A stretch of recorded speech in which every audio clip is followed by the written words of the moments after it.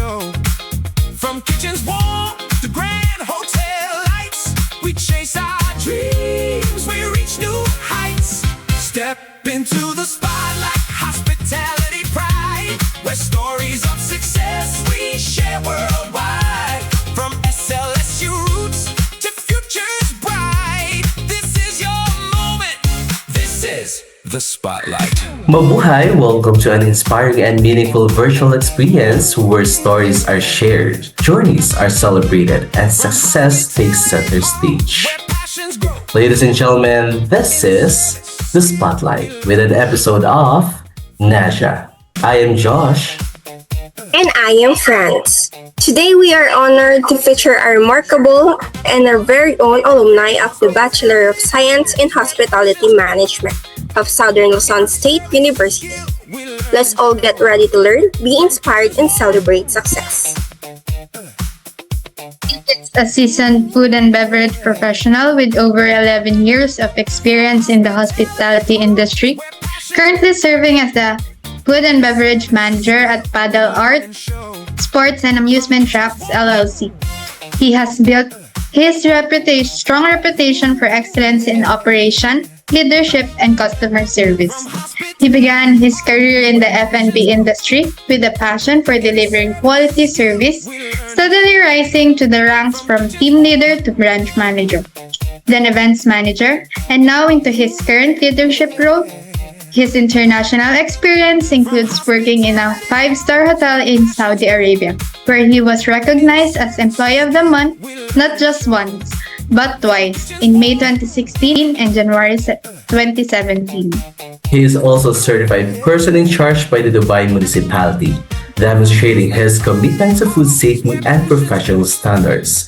Today, he will be sharing his inspiring career journey, highlighting the challenges he has overcome, the lessons he has learned, and valuable advice for aspiring hospitality professionals. Please join me in warmly welcoming, ladies and gentlemen, Mr. Mark Ruiz Fajardo. Mabuhay po, Mr. Mark. Ayan, kamusta po Thank you, kayo? mabuhay. Yes, I'm good. Currently here in our office. Thank you for the introduction. Ayan, thank you so much po, sir. Ayan. So to start off, sir, let's get to know you better po. May I ask why Dubai po? Why Dubai? Because Dubai is a international trading hub in which marami tayong international customers and clients in which in sa hospitality maganda siyang experience. And from my experience in Saudi Arabia, I was challenged to put up my skills in Dubai because this is we have the 7-star hotel in Dubai, right? The Burj Al Arab. So that was one of my target before, but I want to build myself first. So it's like a step-by-step process. So we cannot let's say we cannot jump off sa bawat levels because maano tayo eh. Parang medyo mahirap pagka nag-skip ka ng mga steps na natin. So yun. So for our next question po, what inspired you to pursue a career in the food and beverage industry? F&B kasi yes, we graduated as hospitality management, and one of the things na familiar tayo is F&B. So I didn't switch career because ito yung gusto ko. That's why I entered HM. And lahat ng napag-aralan natin, this is important to all of our students and fellow hospitality management colleagues. Yung lahat ng natututunan natin, maybe we will tackle this later on, but lahat ng natututunan natin from the minor subjects up to the major subjects, it's all important. Later on in my career, nito ko lang din medyo mas na-appreciate yung, kasi as a manager, hindi, wala na sa'yo yung guide na ganito gawin mo, tulad ng mga professor natin sa colleges, wala na yung mga nagagabay sa atin ng paano gawin. So, to my fellow managers as well, ang minsan may sharings kami, may mga gatherings, yung mga managers. So, at times, yun nga yung napag-uusapan namin na we need to innovate. Kailangan naming tulungan yung sarili namin para mas mag-grow pa. And yun, bakit F&B pa rin? Kasi I really love working with food and beverages. Mabuhay po, sir. For Buhay. question number 3 naman po. How did your experience working in 5-star hotel in Saudi Arabia shape your skills and work ethics? Again, sir? How did your experience working in a 5-star hotel in Saudi Arabia shape your skills and work ethics? Saudi Arabia, actually, it was a little bit of a culture shock when I was in Saudi, because at that time, 2015, 6 months after I graduated from SLSU, nag-OJT pa lang ako, then Sofitel in Manila absorbed me, and then they were the one who sent me in Saudi Arabia. And then at that time, I was excited. Yeah, I'm going abroad. By the company, sinend ako ng Sofitel, so I was excited. So yun, nag-go ako, and then I was, when I arrived in Saudi, ang sinabi sa amin sa orientation is, even we don't know how to speak in Arabic, it's okay, because it's an international hotel, right? So, okay, I expected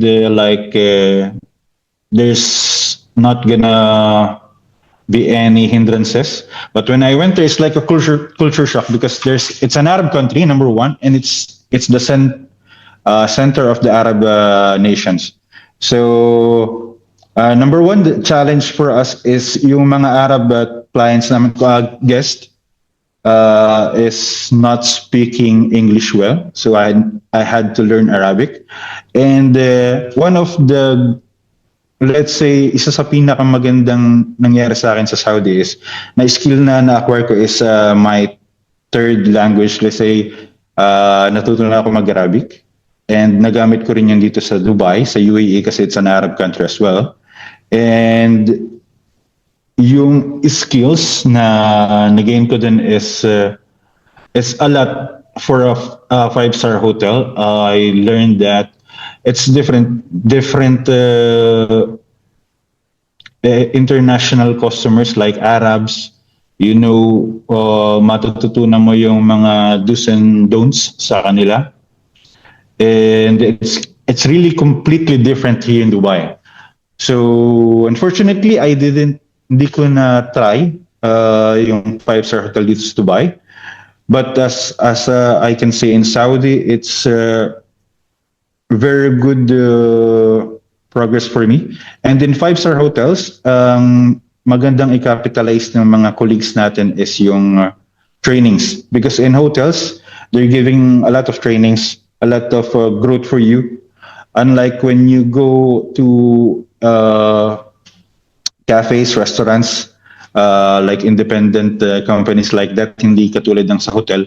Yung growth mo is more on, depende na sa'yo kung paano ka mag-grow. So, yun, on my Saudi days, it was really an awesome experience. And I really learned a lot. And I would say na nakapitalize ko naman lahat ng mga trainings and seminars na binigay nila sa akin. So it's all worth it. Thank you for sharing your experience po.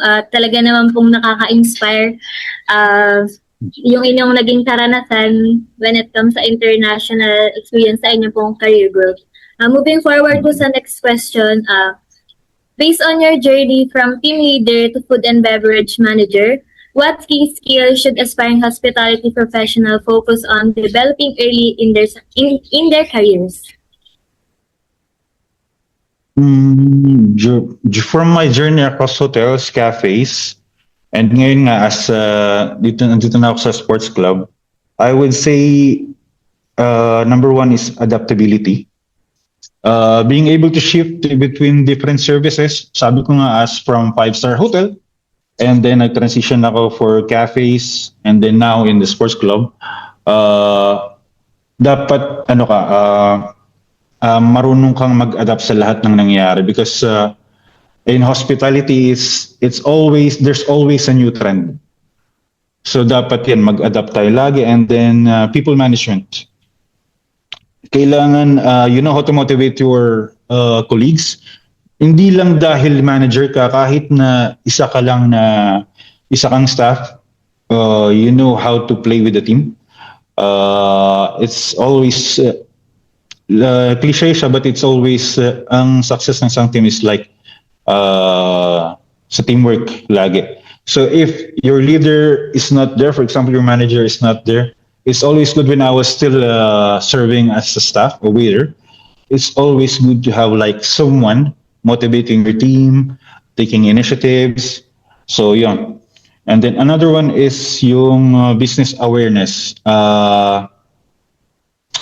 Kailangan ready ka sa mga daily performances, managing cost as a manager.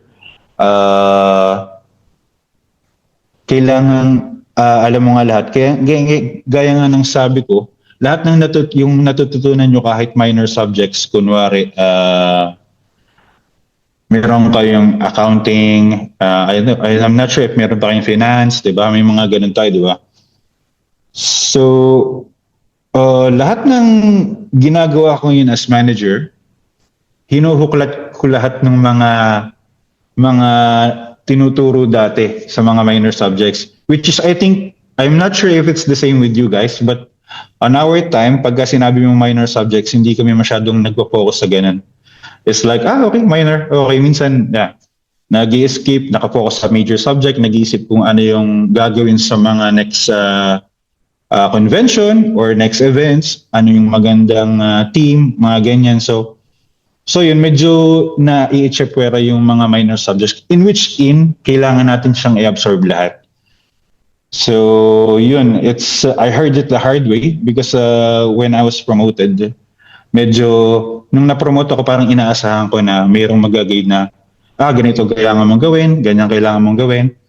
So yun, I learned it the hard way. It's like an empty room na pinasok ko.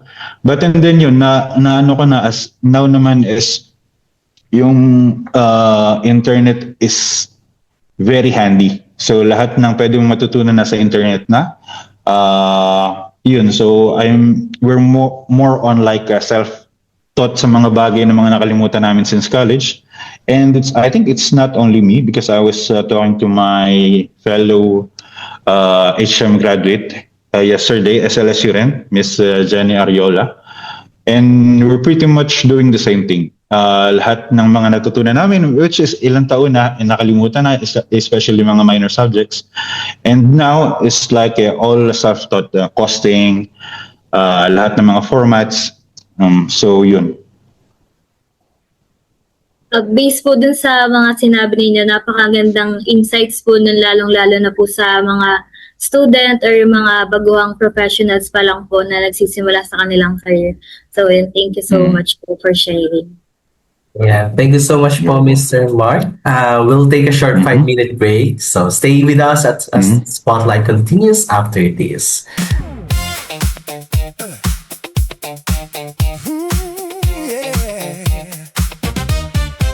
From hospitality halls where passions grow, in service, skill we learn and show. From kitchens warm to grand hotel lights, we chase our dreams, we reach new heights. Step into the spotlight, hospitality pride, where stories of success we share worldwide. From SLSU roots to futures bright, this is your moment, this is the Spotlight. So, welcome back to the Spotlight. We're still here with Mr. Mark. Let's now proceed with our session 2. From hospitality halls. Mabuhay, Sir Mark. Welcome back to the Spotlight. So for the fifth question, looking back, what is one lesson you gained from SLSU that you still apply in your work today? I mean, one lesson, I think sobrang dami. I think ang masasabi ko na lang siguro is the most essential is yung discipline, because SLSU taught me how to be disciplined. Kung ano yung binigay sa yung task, you need to focus on it before handling different things. So it is also one of the pinakang masasandalan nyo when it comes to when you're starting. After graduating, mas yung discipline, pagka nag-hire kasi ako ng staff or employee, international, Filipino man, or different nationality, ang tinitingnan ko mostly is yung attitude, good attitude, and yun nga, yung discipline niya. Because, bakit? Isang trait yun na makikita mo na kaya mo mag-rely sa isang staff na gagawin niya yung trabaho niya even if you're not looking. And yun nga, anong sasabihin ko? Mas maganda yung kunwari if I were to choose sa isang experienced and skilled na staff, pero masama naman yung ugali or ginagawa niya, naninira ng kapwa, yung mga ganon, or meron isang staff na newly graduate, tapos all team player and good attitude. So mas madaling turuan yung may magandang attitude kumpara sa meron ng experience and knowledge and skills. Kasi it's like on the long run, magkakaroon kayo ng mga conflicting scenarios. So yun, one of the lesson is yun, the discipline that they're giving us, Miss Bea, Miss Yao. They're always onto us like, oh Mark, kumusta na ba yung Mau, kumusta na ba yung events natin? Kasi before I got chance to be events manager as well, convention manager, and yun yung mga pinakang nila. Kasi minsan we're all over the place. Pag nagmamanage tayo ng event, uy, nasa na yung ganito, nasa na yung ganyan.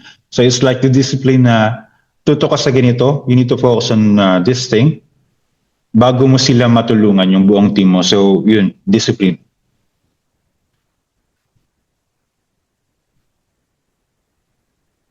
Thank you for that, Sir Mark.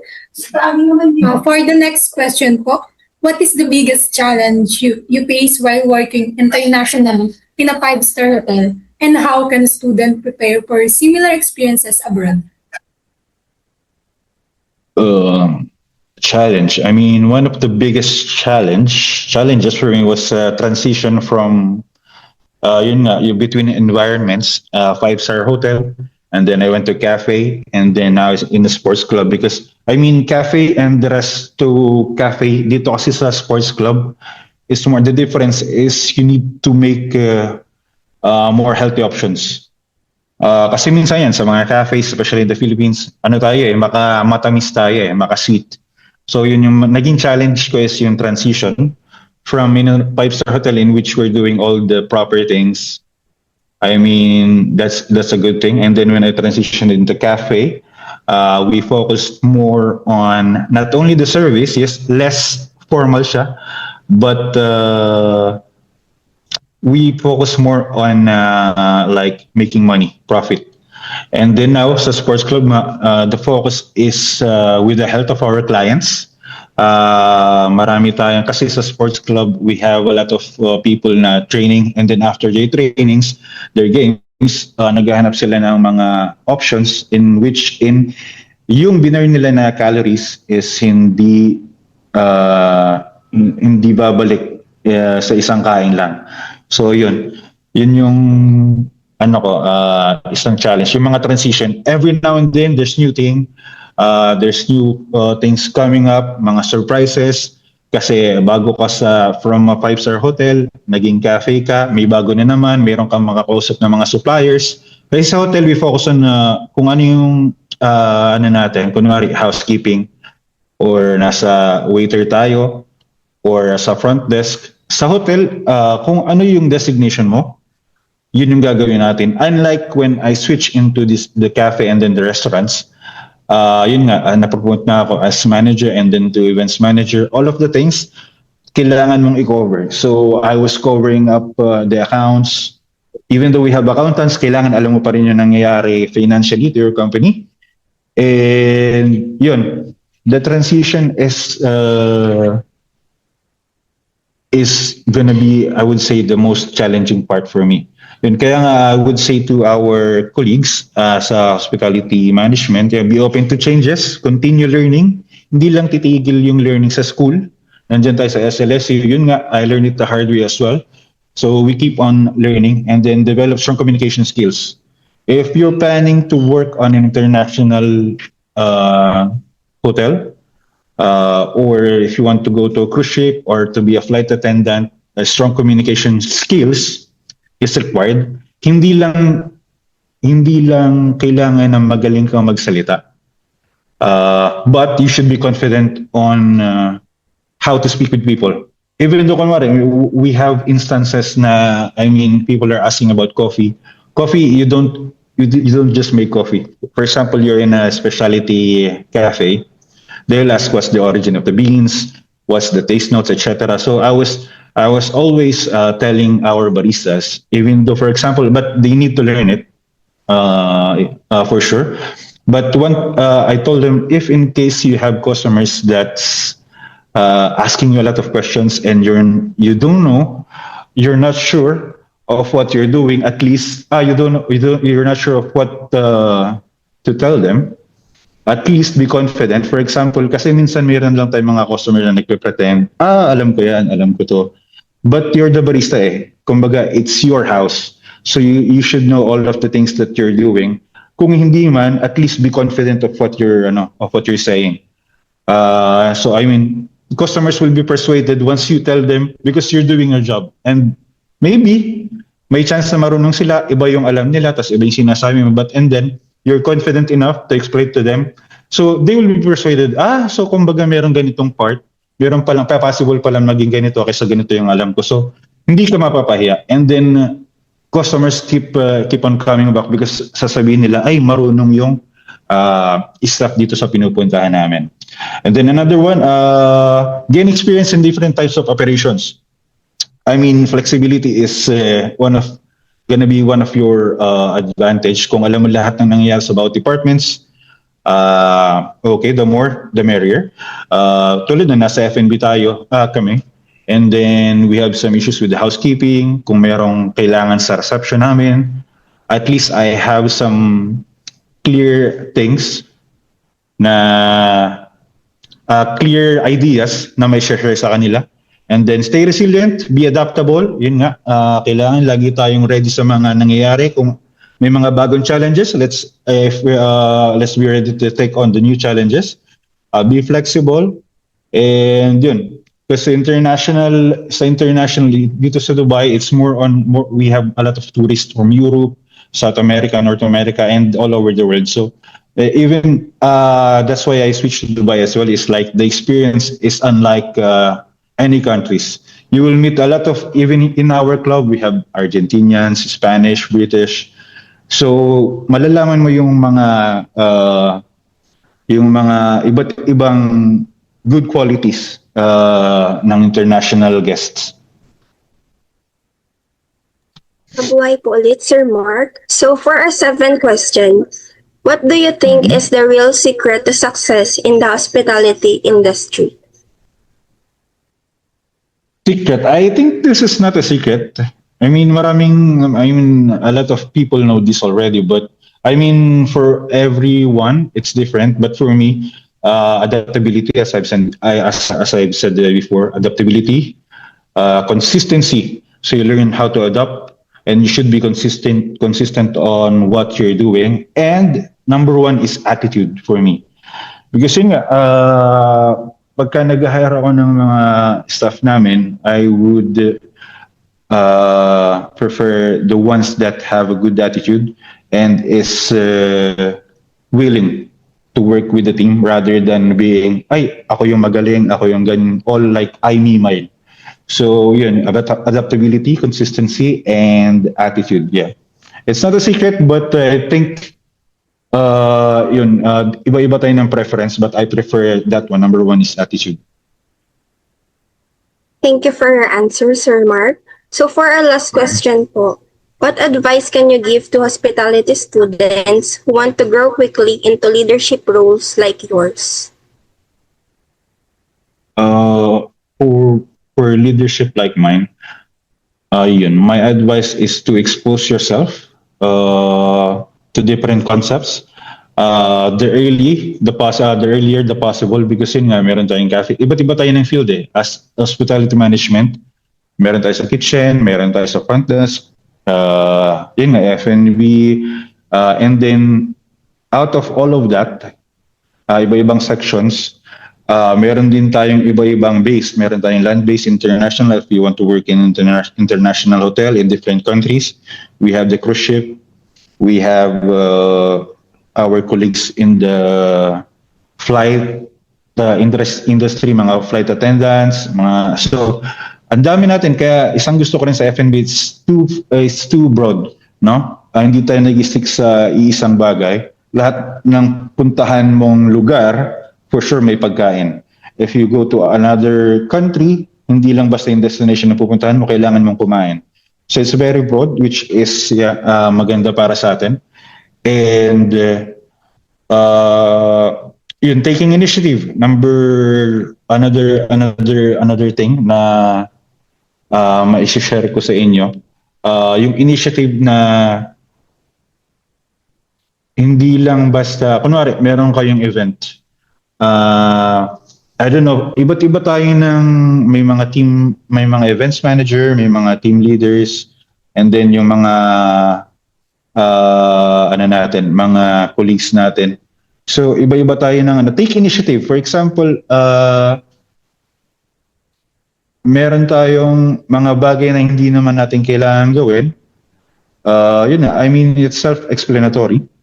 Maganda yung gusto ko sa mga staff namin yun. Lahat naman sila is taking initiative. Pagka may mga kailangan gawin, look, if kailangan mo ng guidance from the manager or approval, you should always ask for approval. And then, kung gusto nyo, for example, maging manager din in the future, kasi hindi naman lahat tayo kaya magtrabaho kahit na pagtanda na natin, di ba? Hindi natin kayang yung magtrabaho kasi when you start in our industry, mostly, hindi ko sinasabi na lahat, mostly is yung talagang patayin yung trabaho. We have people working in the hotel. I started in the banquet at Sofitel in Pasay. So talagang bubugan yung trabaho namin, which is nakapag-shape up din naman sa kung nasan ako ngayon. But yun nga, hindi habang buhay kaya natin yung mga hard work. So we need to be smart. So smart work is better than hard work. But yeah, pwede mo pagsamahin din siya. But always take one step at a time. Kung mag-skip ka ng levels, kung kunwari, normal staff ka or housekeeping or waiter or front desk, and then you jump into a manager role, make sure kung tatanggapin mo yung role na ready ka sa kahit anong mangyari. Kung wala man sa yung experience or yung knowledge, make sure to sabihin mo sa sarili mo na kaya mo. Kasi it's all about your will eh. I've done that kasi team leader ako sa Saudi. And then I was naging manager ako dito nung pumunta ako ng Dubai. So yun nga, it's like an empty room na kailangan mong i-fill up lahat ng kailangan mo sa loob. So when I was a manager, wala akong pwedeng pagtanungan na ano nang gagawin kong kasunod. I mean, we have our professors from time to time. Nakakapagtanong din man ako sa nila, kila Ma'am Yao, Ma'am Bea, kila Ma'am Lahara. So, but trabaho mo yun eh. So, hindi mo pwedeng abalahin yung ibang tao sa bagay na dapat ikaw naman yung dapat talagang may alam. So, I mean, yun, be ready, adaptive. So sinabi ko nga kanina, adaptability, consistency, and attitude.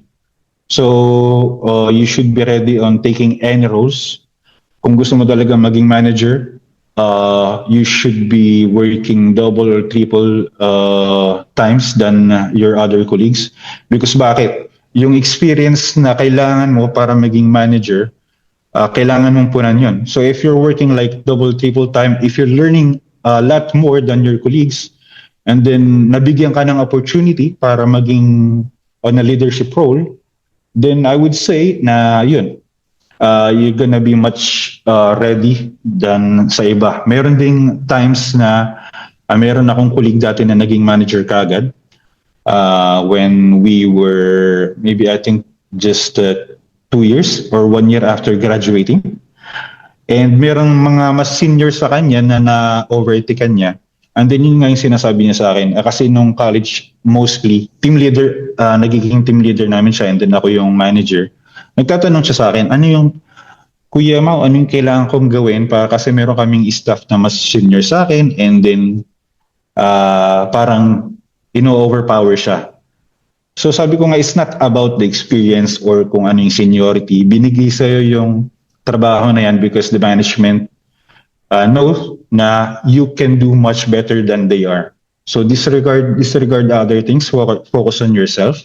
If pagka nakapokus ka na sa sarili mo, it's better na maging yan, self-aware ka. Pag nakapokus ka na sa sarili mo and then you can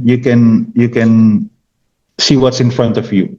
Ano bang kailangan kong gawin? Ano ba yung kailangan kong sabihin dito sa tao na to para maging in sync kami? Kasi pag kami mga nag-aaway sa team mo, may lalabas na problema dyan. Hindi nyo maiiwasan yung commotions, but at least you need to be clear.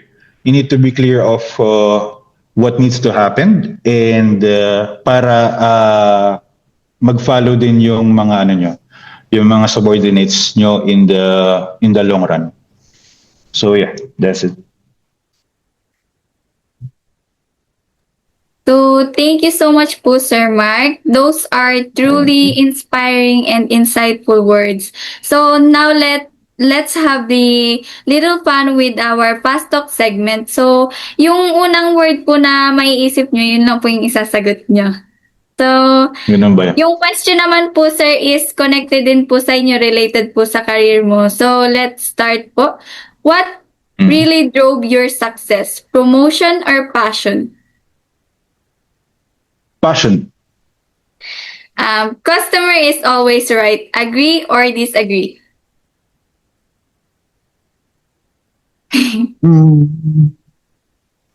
I would agree, okay. What defines a great F&B professional? Leadership or service? Service. Do I need to explain why or is it okay to just... Pwede naman po, sir, na mag-explain po kayo if Ganun. Okay. Sige lang, let's continue. During pressure in operation, thrive or survive? Thrive. You should be looking to always strive, not only survive. Because surviving is saying that you're almost dying or you cannot do it. You barely can do it. While thriving is you're excelling on what you're doing. So we should always think of excelling, thriving.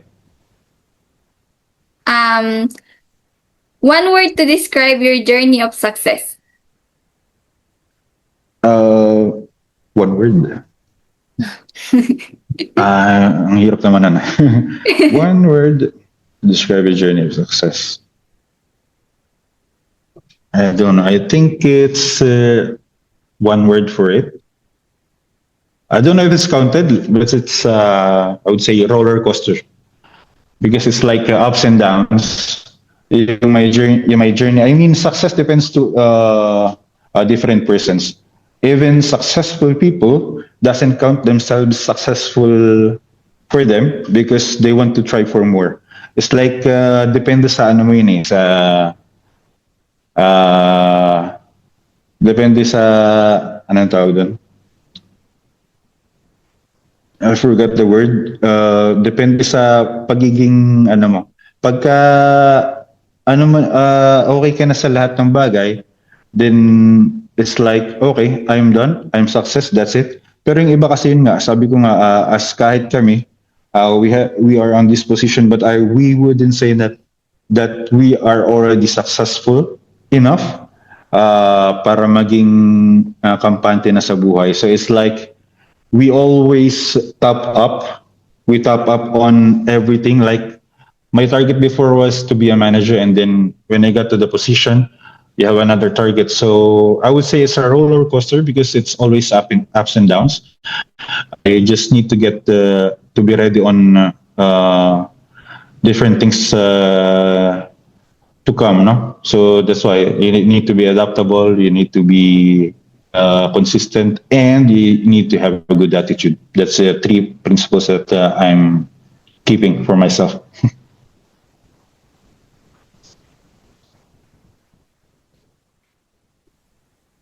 Yun lang.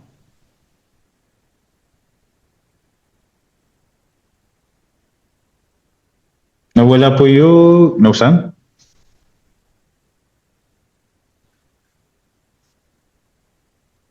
Audible po kaya si Miss Gian? Or hindi po? Hindi ko siya naririnig kanina. Alright, so let's continue our Ayun na. last talk. So, fear of failure or Okay. fear of regret? I would say fear of regret. It's better to try things kahit na hindi mo siya alam, rather than regretting na hindi mo man lang susubukan. Sayang, kaya ko dapat yan eh. So I would say ayoko ng fear of regret. Mas gusto ko yung tinatry ko rather than kahit na mag-fail ako. But what if you succeed? So what are the chances, diba? So I like challenges.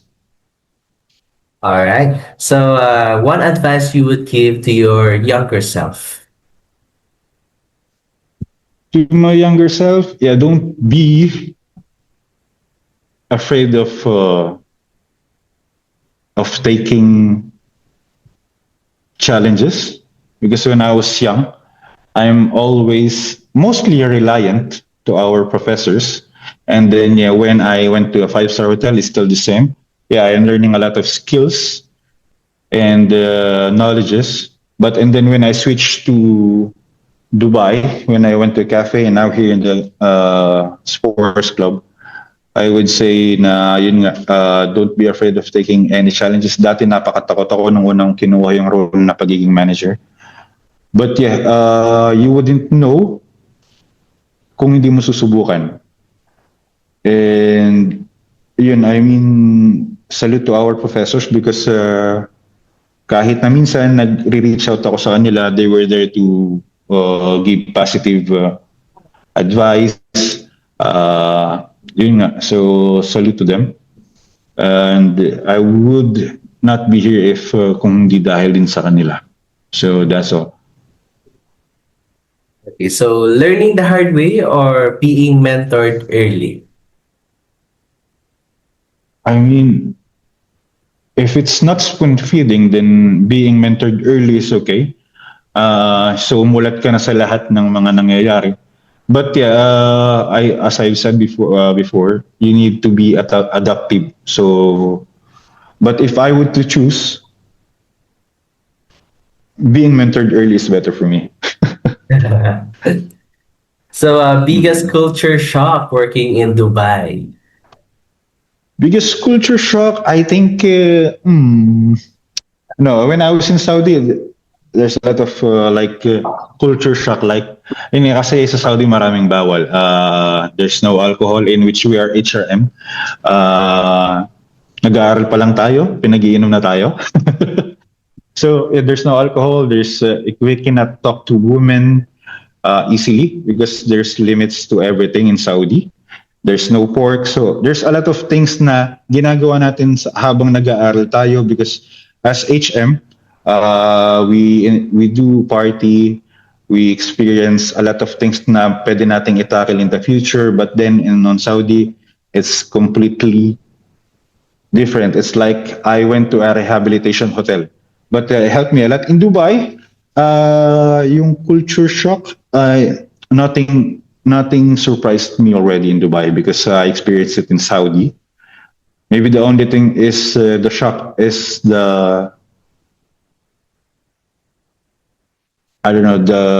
kung gaano ka liberated yung mga tao dito. So I think that's the thing. So open sila sa lahat. As when you go to the beach, it's like, when I was in Saudi, it's like para akong nag-rehab, nag-seminary or anything na ganun. Pagpunta ka ng Dubai, it's like all open. So it's like, the international flavor already. Yeah, so for our last question, if you could change one thing in hospitality industry, what would it be? Is it on his hospitality industry or dun sa university natin? Sa hospitality industry po, as general. In general, sa hospitality industry, I mean, maybe hindi ko na kailangan baguhin yung mga bagay-bagay. But then, kasi sabi ko nga, here in Dubai, they don't look at you na may experience ka ba, nakagraduate ka ba. They look on your potential. So I think I would change in the Philippines, hospitality industry is like, yun nga, pag nag-a-apply ka, they will look for experience. And then bagong graduate tayo, wala tayong experience na may offer. So I would maybe I would change that in the Philippines. I would say yung requirements nila. Kasi I don't know, masyadong mataas yung requirements ng Philippines pagdating sa F&B sa lahat ng bagay pagdating sa tulad ng meron akong mga friends sa Qatar Airways, sa ibang airways or sa cruise ships. Back then, yung interview namin sa mga airways tulad niyan nga sa Pilipinas. Okay, pasado kami sa mga initial interview. Okay kami and then pinapila na and then tiningnan na yung physical features mo and then I mean you're okay but they're looking for like much better like as I've seen na parang yung mga naselect is mga beauty pageant, yung mga ganun. And then pag hindi naman sa ganun, yung mga normal na trabaho natin like in the front desk or F&B, yun nga, naghahanap sila ng experience. I would say, I mean, when I was, nung freshly grad ako, I would say na para sa sarili ko, mas magaling pa naman ako dun sa ibang nagtatrabaho. So we have that kind of mindset lalo na pagka bagong graduate ka. You want to prove yourself, you're eager to learn more. So parang yun lang siguro yung masasabi ko na sa Pilipinas. Because here in Dubai, you wouldn't hindi mo ma-experience yung you don't have enough experience like na gano'n.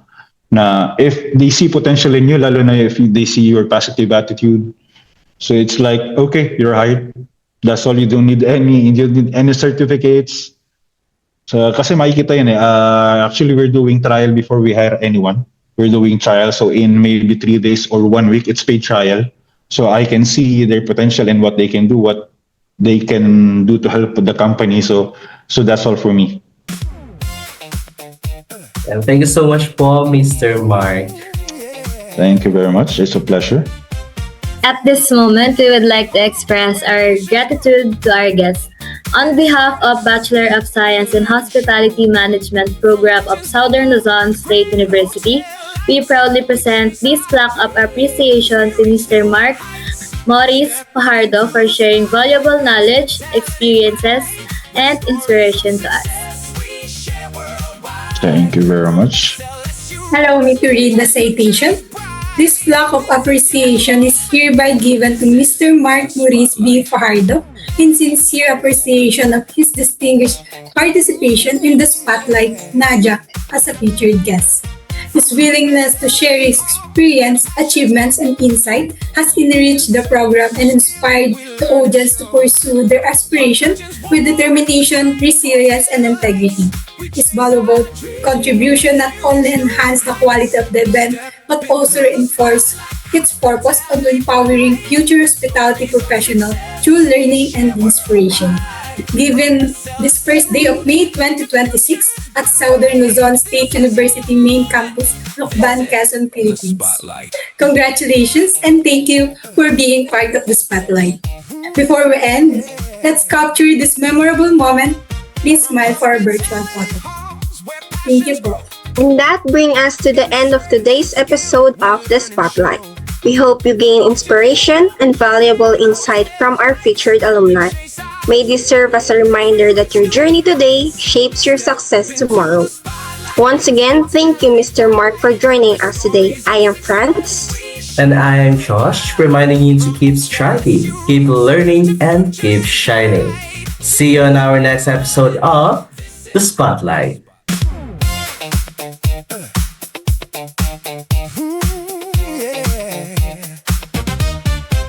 From hospitality halls where passions grow, in service, skill we learn and show. From kitchens warm to grand hotel lights, we chase our dreams, we reach new heights. Step into the spotlight, hospitality pride, where stories of success we share worldwide. From SLSU roots to futures bright, this is your moment. This is the spotlight.